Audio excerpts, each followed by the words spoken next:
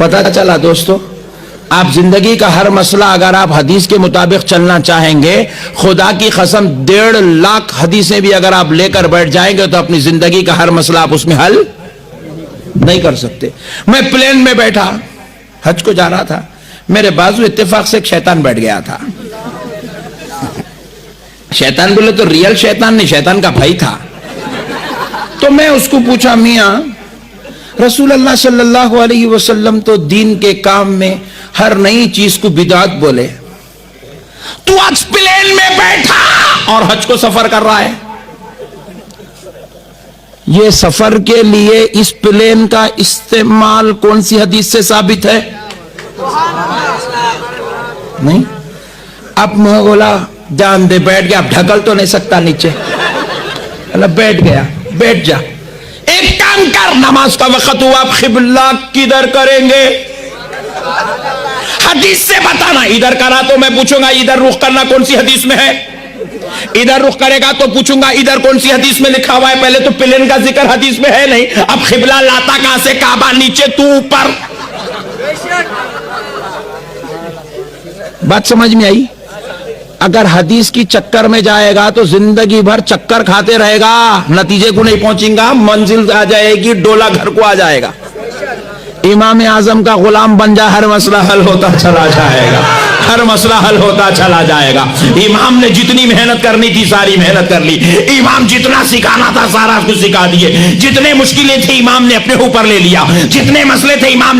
آج کل what's app پر ایک بہت بھیانک منظر اور بتائیں، واٹس ایپ پر بڑے زور و شوروں کے ساتھ چل رہا ہے، اور میرے بھائی ماشاء اللہ 3-3.5 کلو کا بیٹھا، کرسی بھی چھوٹی ہے، ہاں کرسی بھی چھوٹی ہے، اس کے لیے اتنا موٹا ہے، قوم کا مال کھایا ہوا ہے۔ حج میں جا رہے تھے، ایک بازو کے کرسی میں وہابی مل گیا، شیطانی مکر اللہ دیکھو، وہابی مل گیا، تو اس سے میں نے پوچھا کون؟ کہا وہابی غیر مقلد اہل حدیث۔ میں نے پکڑ لیا اس کو، اب پھینک تو نہیں سکتا۔ میں نے کہا اچھا بتا، حدیث سے ثابت کر کے جہاز پر سفر کروا تو کس حدیث میں ہے؟ سمجھ گئے نا؟ پھر دیکھا ہوگا میرے خیال سے بہت سارے ہیں بھائی، اچھا پتا نہیں بھائی کہیں سن تو نہیں رہا ہے، اللہ سوچو، یہ بھیانک مناظر اس لیے پیدا ہوتے ہیں دوستو، اس لیے پیدا ہوتے ہیں کہ اس نے نبی کی ہدایت کا جو اہدنا الصراط المستقیم 17 مرتبہ عشاء کی نماز میں، پتہ نہیں 17 مرتبہ کتنی مرتبہ، 17 مرتبہ کا عشاء کی نماز میں اہدنا الصراط المستقیم۔ نمبر 2 14 مرتبہ ظہر میں، کتنا؟ 18، اور اسی طرح سے 8 مرتبہ عصر میں، 3 2 5 2 7 مرتبہ کہاں؟ مغرب میں، ٹھیک ہے نا؟ اور باقی کیا رہی؟ فجر 4۔ کتنے ہو گئے ٹوٹل؟ ارے بھائی ابھی کوئی ہمارا ہائی کلاس کا پڑھا ہوا بوڑھا ہوتا تب تک بتا دیتا۔ ذرا سوچو 17 مرتبہ کتنے نماز عشاء؟ 17 سمجھے کہ نہیں سمجھے؟ اچھا پھر فجر میں 8 مرتبہ، 4 مرتبہ، کتنا؟ 48 مرتبہ یہ در صراط المستقیم مانگ رہا ہے، لیکن اس کے باوجود جہاں گمراہی میں تھا وہیں رہ گیا۔ کیوں؟ دعویٰ ہے کہ حدیث پر عمل کرنے سے گمراہی ہوتی ہے۔ دیکھو واٹس ایپ پر، جب حدیث پر عمل کرنا گمراہی انسان سمجھے گا، سمجھ گئے نا؟ تو اس کا جرم کیا ہے؟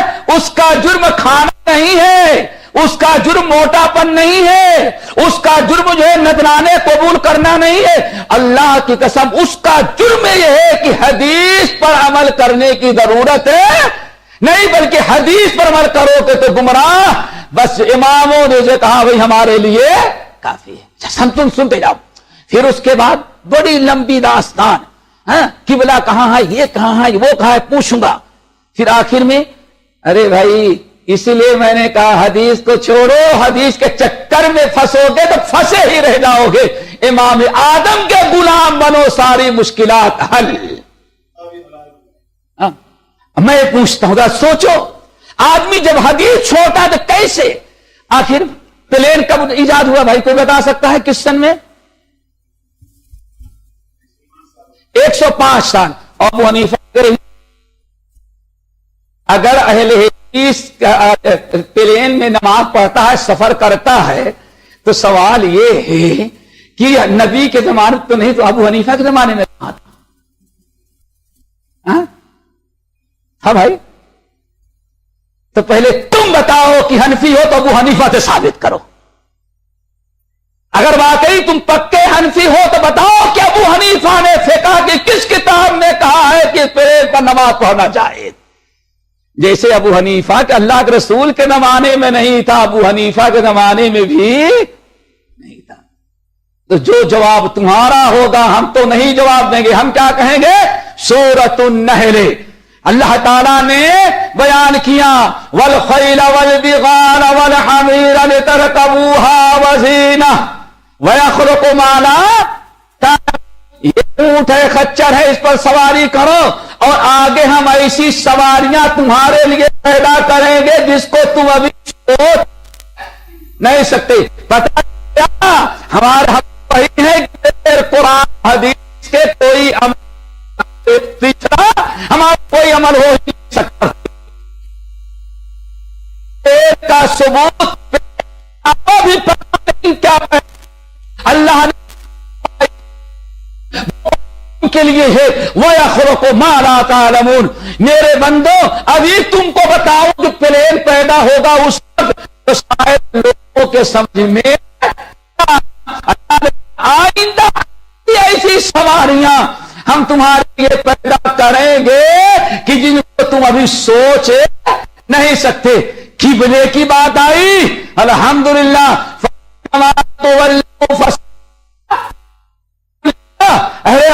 مجبوری کے بنا بچی بھی تم نے رک کر کے نماز, اللہ تمہیں وہی مل جائے گا, یعنی نماز تمہاری وہی کو وہی تمہارا قبلہ اللہ بنا دیا کرتا ہے.